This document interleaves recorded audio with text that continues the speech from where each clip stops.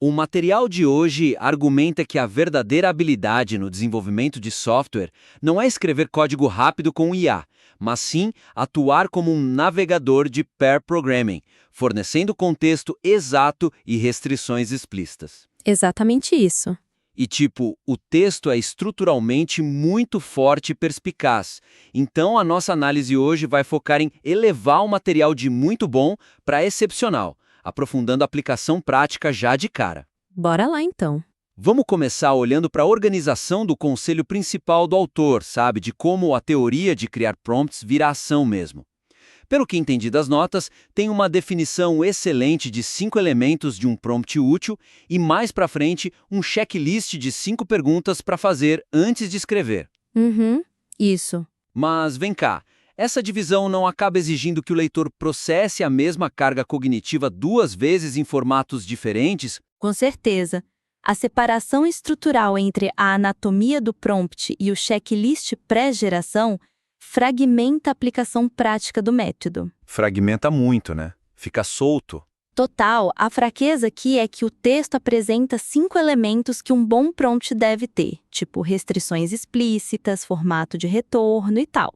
Certo, a parte técnica. Isso. E aí, algumas sessões depois, ele lança 5 perguntas para o desenvolvedor responder antes de escrever o prompt. Que na real cobrem quase a mesma coisa, não é? Exatamente o mesmo território, só que elas estão super distantes no texto.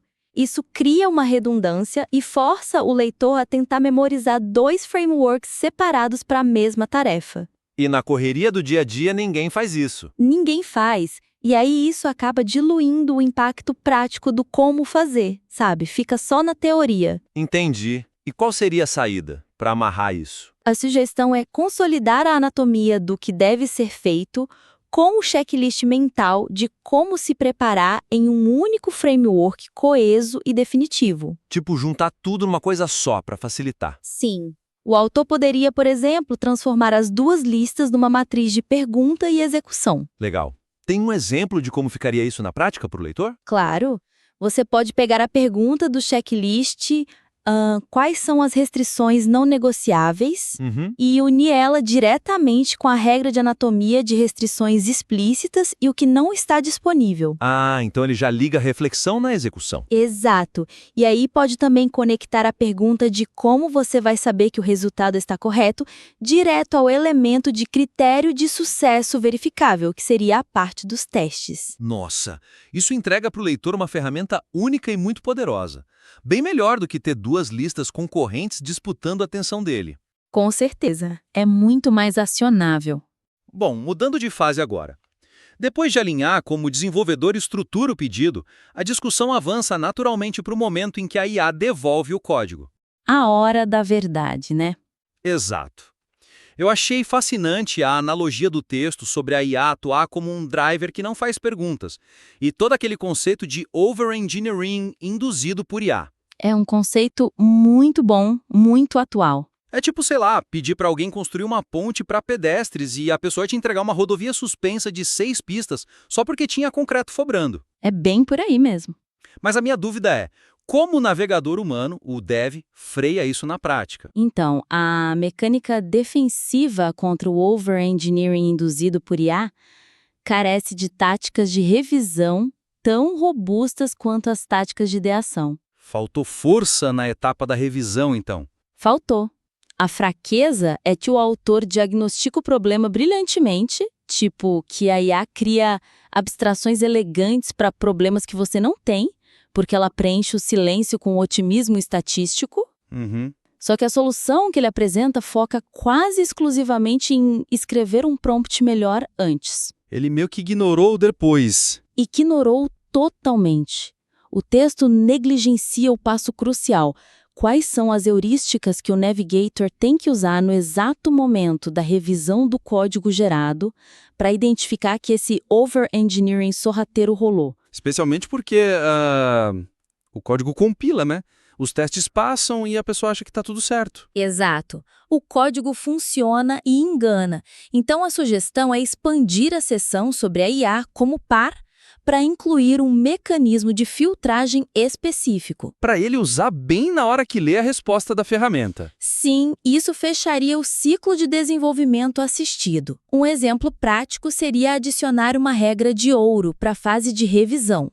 Como seria essa regra de ouro? Algo do tipo, se a IA introduzir um padrão de projeto ou uma camada de abstração que não estava nos critérios de sucesso, tipo aquele sistema de cache que o texto mencionou? Sim, aquele cache desnecessário. Isso. Se tiver algo assim, o código não deve ser refatorado. Nossa, não refatora. Não. Ele deve ser rejeitado de cara. E aí o prompt é reescrito. Interessante, rejeitar em vez de tentar consertar o que veio torto. Isso mesmo.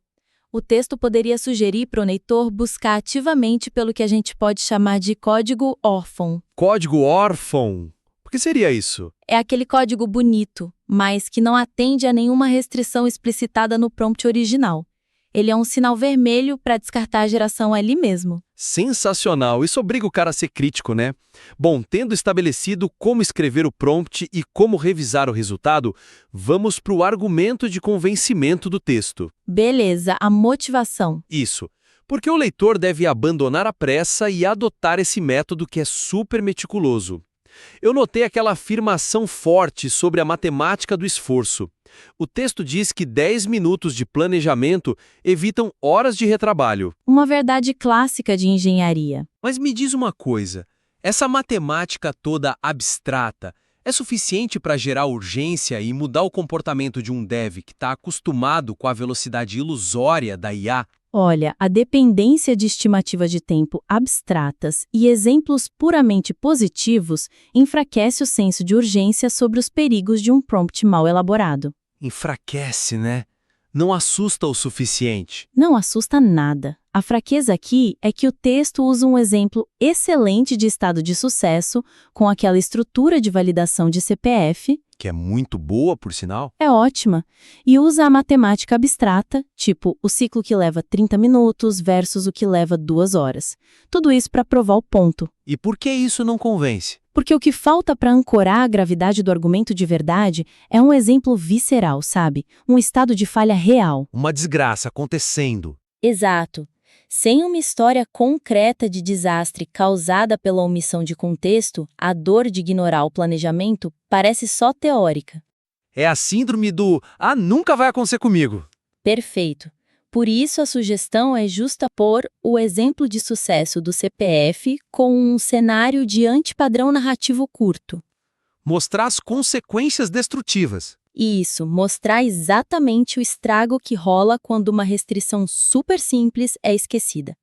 Dá um exemplo de como construir essa historinha no texto. O autor pode criar uma história de terror ali de uns 2 parágrafos, onde um desenvolvedor pede uma função genérica de validação para IA, Uhum. só que ele esquece de especificar que tem que ser sem bibliotecas externas. Putz, um erro super comum, né? E aí, o que acontece? E aí o texto mostra a consequência real. A IA importa um framework massivo, o código compila perfeitamente na máquina local. O famoso "na minha máquina funciona". Bem isso. Mas aí, isso infla o tamanho do bundle ou causa um conflito silencioso na esteira de CI/CD uns 3 dias depois? Caramba, o pesadelo da equipe de infra. Total.